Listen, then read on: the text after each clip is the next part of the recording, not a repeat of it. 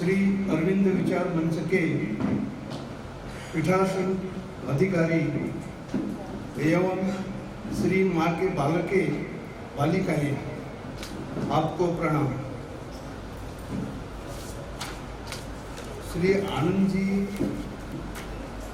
Joshi ji convener, मेरे sir का एक पेपर है, मैंने उनकी कॉपी दिया है और अभी समय का अभाव है इसलिए थोड़ा शॉर्ट कर देता हूँ। उसका नाम है दी global culture Shri Aurobindo view. हमारे जो सर थे doctor L G चिंचोड़कर Nagpur,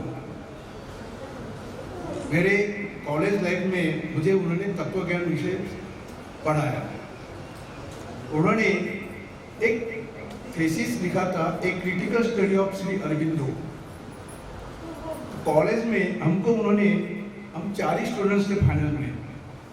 last class था उनका मार्च 1973। बहुत गंभीर हुए और हमको क्वेश्चन किया, what is Shri Aurobindo, whether it is plant, stone, bird, और कंफ्यूज कर दिया। किसी ने जवाब नहीं दिया। और फिर 2 मिनट बाद उन्होंने पूछा, महर्षि अरविंद घोष। हमने बोला कि वो एक स्वतंत्र संग्राम सैनिक थे, उतने ही हमको जानकारी है। उन्होंने कहा ये लास्ट क्लास है, उसके बाद विश्व में आप और हम कहाँ रहेंगे। वो अब सभी स्टूडेंट्स को प्राणी बोलते थे, हम लोगों को अपने प्राणी कहाँ रहेंगे, अपने को नहीं मिलेंगे। ऐसे व्यक्ति का देहांत 24 नवंबर 2015 में हुआ। सिद्धि दिन था, उसी दिन में हुआ। उनको पीएचडी जो मिली है माँ के हाथ से मिली है। 1960 में माधव पंडित साहब थे और कोई बैनर्जी उनके गुरु थे। तो मैं पढ़ा, मैं उनको डिस्कशन नहीं कर पाया क्योंकि मुझे मेरी फाइनल एग्जामिनेशन करनी थी। पेट का मामला है, भगवान बाद में देखेंगे। जब मैं खुद ही पढ़ा और वो उनका जो थीसिस है बंद कर दिया, उसमें मुझे यही एक अनुभूति मिली कि थ्योरी ऑफ इवोल्यूशन, वो चार्विन दास के साथ उन्होंने कंपेयर किया था। वो मैटर के ऊपर उन्होंने इवोल्यूशन किया। पर श्री अरविंद बोलते हैं कि जो ट्रूथ कॉन्शियसनेस है उसके ऊपर श्री अरविंद को कहते हैं कि थ्योरी ऑफ इवोल्यूशन। तो मुझे ऐसा लगा कि अध्यात्म में भी क्रांति होती है क्या, ये मुझे सही नहीं लगता था। तो राम राम है, श्री कृष्ण है। तो फिर बाद में सर के साथ हमारे करीब बहुत ये था डिफरेंस, मुलाकात नहीं पाई। मैं एक उद्योग में नौकरी में लगा। 89 में मैं पांडे जी का दर्शन किया, श्री अरविंदो आश्रम, मदर्स एंड श्री अरविंदो समाधि। तब मुझे उससे और एक अद्भुत लगा कि जो विचारों में अपने को मालूम था वो आज अपने को विचारों का साक्षात्कार बनेंगे, ऐसा महसूस हुआ। हम धन्य हो गए। बहुत लोगों ने पूछा आप कैसे आए, तो मेरा हमारे सर थे अवैवाहिक, पंडित धोती और सदरा, सादा काम का। तो ऐसे व्यक्ति का मैं थीसिस आपके पास कॉपी और दे दूंगा। और उनके बुक में मैं पढ़ा, मराठी में उनको कहा था श्री अरविंद दर्शन, ऐसा बुक ये करो, पब्लिश करो। हमारे सेंटर के द्वारा उनका हमने ये किया था प्रकाशन। तो उसमें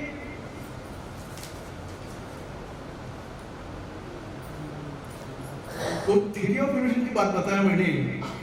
तो उन्होंने कहा, और हमारे सर ने हमसे उसको ज़्यादा एक्सप्लेन किया कि double process of evolution, that is the concept of Shri Aurobindo, कि जो सच्चिदानंद से जो आता है, कॉन्शियस से, ऊपर से, डिसेंट ऑफ सुपरमेंटल फोर्स, वो अवतरित होता है, वो मैटर में जाता है, जड़ द्रव्य, जड़ तत्व।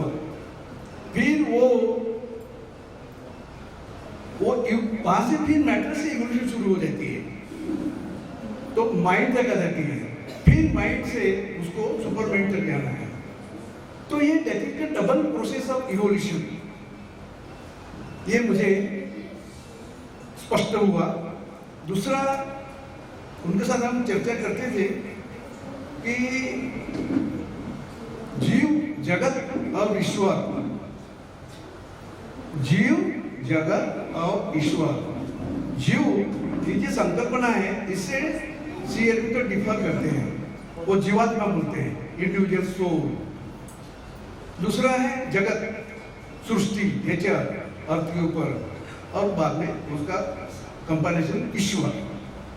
ये जो ईश्वर, जीव, जगत, ईश्वर का जो संबंध है, उसके लिए एक उदाहरण देता हूं मैं।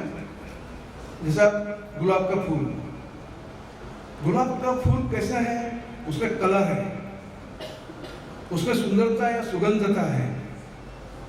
और पाकुड़ी, मैं अपन मराठी में पाकड़ा बोलते हैं, पाकड़ी को हिंदी में शायद पाकड़ी बारह शब्द है। तो ये तीनों का जो मिलन होता है, जस्ट लाइक जीव, जगत, ईश्वर, इसका एक आइडेंटिटी है, एक वाक्यता, एकात्मता, ऐसा शब्द हो सकता है हिंदी में, क्या होगा मालूम नहीं। एक कंसेप्ट क्लियर हुआ। देन श्री अरविंदो ये कहते हैं कि ब्रह्म सत्य है, विश्व भी सत्य है, दोनों सत्य हैं। लेकिन अपन बहुत से लोग श्री अरविंदो से अनभिज्ञ हैं, लेकिन आदि शंकराचार्य महान, वो बोलते हैं ब्रह्म सत्य है, जगत मिथ्या है। इसमें मैं ज्यादा जाऊंगा नहीं एक्सप्लेन के लिए। तो ये जो उनकी कल्पना है श्री अरविंदो की, तो सृष्टि है, इसीलिए जीव यहाँ आता है पृथ्वी के ऊपर, उसका इवोल्यूशन होके फिर ब्रह्म तक जाना है। तो ब्रह्म तक कौन गए हैं? अपन तो सामान्य आदमी है। ब्रह्म तक जो पहुंचा है, उनकी जो थ्योरी है, प्रैक्टिकल है, श्री अरविंदो श्री मां गए हैं। दोनों की शक्ति, dual power, Savitri, dual power दोनों का मिलने से वो ब्रह्म में पहुंचे।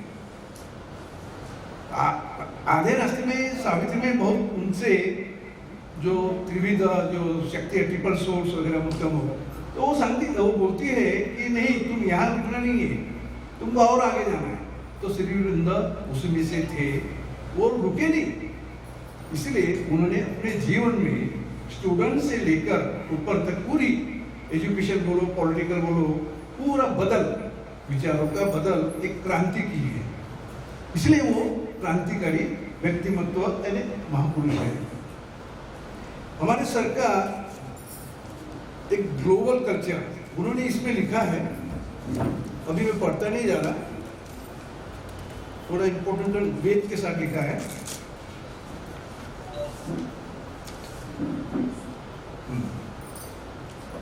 थोड़ा कंटेंट्स है, बाद में कंक्लूड कर देता हूँ।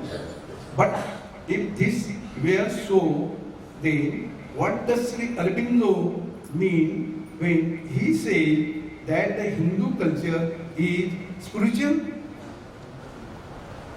It means that the Hindus have been aware of the deep-rooted basic spiritual consciousness of which their culture is or has been a dominant expression.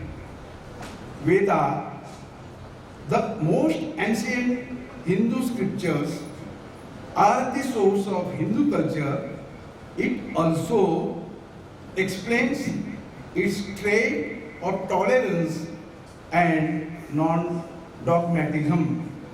Unlike the militant and aggressive Islam, no one would ask if Hindu culture was so tolerant, why did it banish Buddhism from India?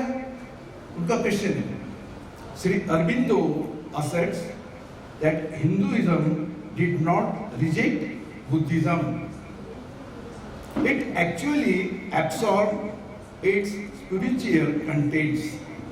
It is not Shankaracharya, but the invading, the Akramak, but the invading Islam, which exterminated Buddhism from India. मुस्लिम के कारण गया Buddhism, पर अपने देश में वाद चलता ही रहता है, तो मालूम है आप सबको। लास्ट कंक्लूजन जो है वो पढ़ता हूँ।